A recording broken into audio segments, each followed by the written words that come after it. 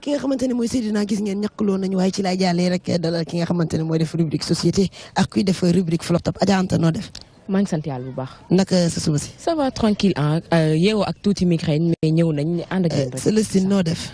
ça va comme d'habitude ñàkk nga tuuti ñëw taxaw ñàkk sànq sonn nañ ak Seydina trop mais quand même ñu jàkkaarloog téléspectateurs yi. dañuy kontaan à chaque fois di leen retrouver rek ki nga xamante ne moo di Adja Anta mooy yëngu ci wàllum société tey la nga ñuy indil. tey ñu ngi indil nag li nga xam moo di cas de divorce yi récurrent gis nañu dafa bëri temps yi la ñuy saan ñëwaat.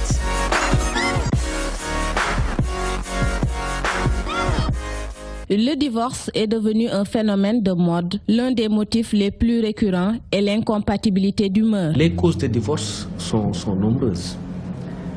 Elles sont spécifiées par les dispositions même pertinentes du Code de la famille, notamment l'adultère d'un des époux, le défaut d'entretien par exemple, l'incompatibilité d'humeur qui est la cause la plus répandue, les injures graves. Donc c'est une liste que pose le Code de la famille et la liste n'est pas exhaustive.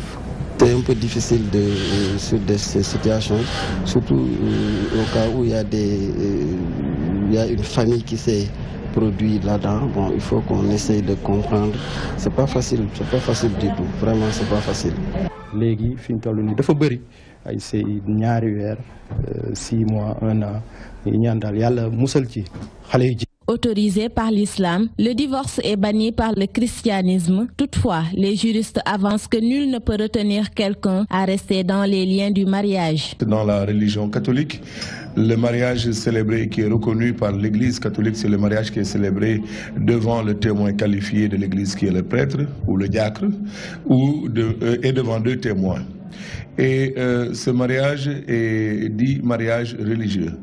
Et en cas de mariage religieux, en réalité, dans l'Église catholique, si le mariage est célébré dans les conditions qui sont prescrites par le droit de l'Église, célébré de manière valide, il n'y a plus de divorce. Il n'y a pas de cas de divorce parce que cela, nous le fondons sur justement la parole de Dieu, la parole du Seigneur qui a donné justement cette occasion à l'homme et à la femme de pouvoir tous deux ne faire qu'une seule chair à partir du moment où ils ont choisi de vivre ensemble. Le divorce n'est pas banni par la religion musulmane. C'est un acte autorisé, aussi bien pour l'homme que pour la femme. La demande de divorce peut venir de la femme, mais l'homme aussi peut prendre la décision de divorcer une femme. Donc, des deux côtés, c'est possible. Mais Dieu a dit dans le Coran, craignez Allah, au nom duquel vous vous implorez, et évitez de rompre les liens du sang. Donc, personne ne peut obliger personne à rester dans le cadre d'un lien matrimonial, c'est-à-dire dans le cadre d'un mariage. Si l'un des époux décide de mettre un terme à ce mariage-là, le juge est obligé d'accueillir la demande, maintenant à charge pour l'époux récalcitrant ou l'épouse récalcitrante de supporter éventuellement des condamnations.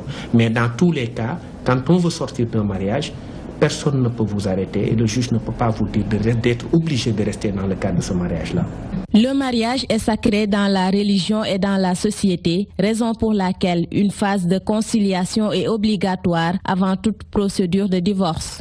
jigéen bi soo ko divorcé itam doo ko divorcé rek dàq ko ndax dafa am idda te idda boobu noonu da nga ko war a respecté ko divorcé ba pare bàyyi ko may ko ñetti weer yoo xam ne da nga koy waajal mu doog a dem dañuy wax ne ñett mbaaxu jigéen maanaam ñetti règle yoo xam ne gis na ko loolu mooy maanaam ñetti weer waaye yooyu yëpp nag nit ñi respecté wuñ ko léegi da ngay fase rek bàyyi mu dem te loolu li ci jubla woon mooy diire idda bi juboo mën na ci am. S'il y a des cas d'incompatibilité ou s'il y a même parfois des menaces sur la personne qui est engagée dans un mariage, il y a évidemment ce qu'on peut appeler une séparation de corps qui n'a rien à voir avec le divorce. Les personnes ou les conjoints peuvent vivre sous le même toit en attendant que l'on puisse faire des médiations, en attendant que l'on puisse prier, en attendant que l'on puisse espérer vraiment que cette démarche qui est entamée puisse aboutir à une réconciliation donc des couples qui se sont donc engagés à un moment donné ou l'autre de leur histoire dans des situations de conflit.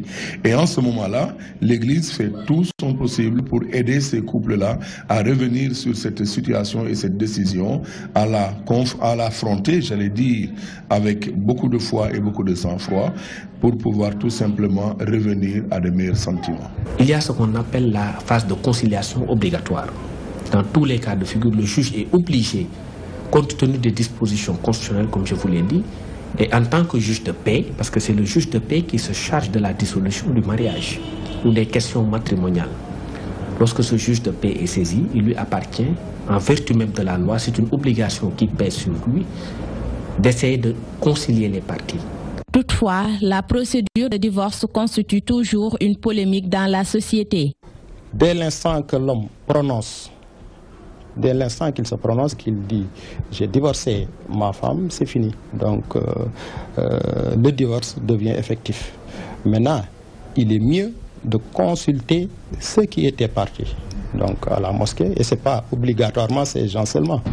Donc n'importe qui peut témoigner. L'essentiel est qu'il soit un homme responsable. Et le divorce peut être un acte verbal prononcé devant la femme, mais aussi on peut le faire même par une lettre écrite ou bien par téléphone. Que seul le juge peut prononcer le divorce. On vous dit que le mariage peut être coutumier, mais le divorce est nécessairement judiciaire.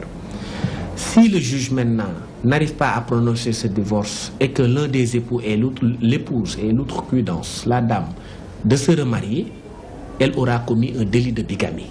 Les 2/3 des mariages au Sénégal se soldent par un divorce, l'incompatibilité d'humeur, l'adultère, les propos injurieux, autant de facteurs qui font que les unions ne durent que le temps d'une rose. Selon les religieux, ce phénomène pouvait être évité si on se fiait aux enseignements du prophète, paix et salut sur lui.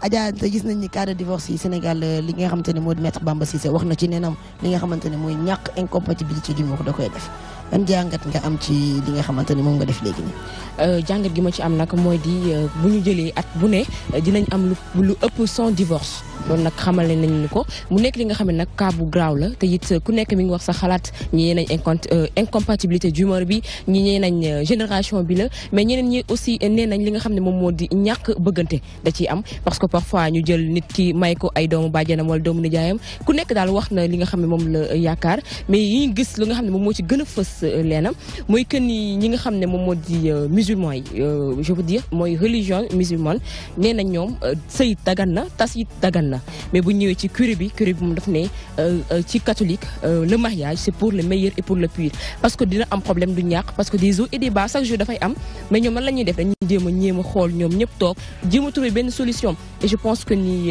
loolu moo ëpp solo. alors curé bi aussi comme ni ñu koy waxee ñoom nee nañ li nga xam ne moom moo di mariage c'est pour le meilleur et pour le pire te it loolu mooy waral dañuy def bu problème amee du ñàkk parce que relation moo mel noonu mais bu problème amee dañuy jéem a toog ñoom ñëpp autour de la table ñu toog ñu jéem a indi benn solution waxtaan ak moom di ko décourager à ce que ni mu bañ a jox divorce gaaw te it nee na divorce pour mu am ñaar rek mooy tax mu am mooy que ni dañuy gis ne ku jëkkër gi dafa fekk jabaram di njaaloo maanaam nekk ak beneen góor wala it jabar ji gis jëkkëram di njaaloo maanaam aussi nekk ak beneen jigéen ku dul moom boobee nag bu amee dinañ jël li nga xam moo di li ñuy bind dañ koy bind benn lettre demande divorce bi yóbbu ko dañ koy yóbbu ba ci pape bi dañ ko koy envoyé mooy ki nekk Rome donc kooku moo ko war a signé te pour mu signé ko donc du nekk lu yomb. le catholique yi mën naa jàpp ni duñ mës a divorce.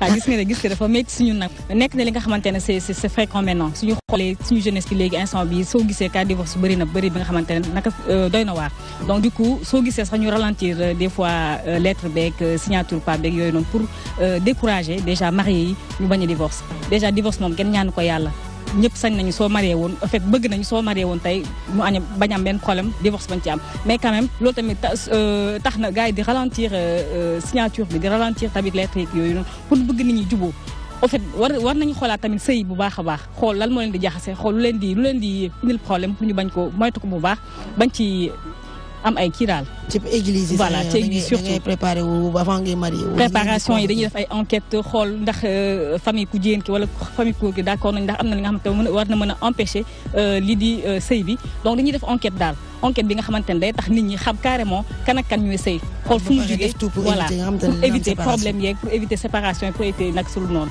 voilà. waaw matériel tamit bu ñu seetloo tuuti am na ci tuuti wàll mais comme li ñuy wax rek sëy bi nga xamante ne dafa lalu ci li nga xamante ne moo di dëgg seen tuum ci dara du ci wàllum position sociale du ci wàllum matériel genre sëy yu bëri yu mel noonu dañuy daal di rek sauvé wu ci noonu nag la ñuy jàllee ci li nga xamante ne moo di rubrique top flop ànd ci Célestine.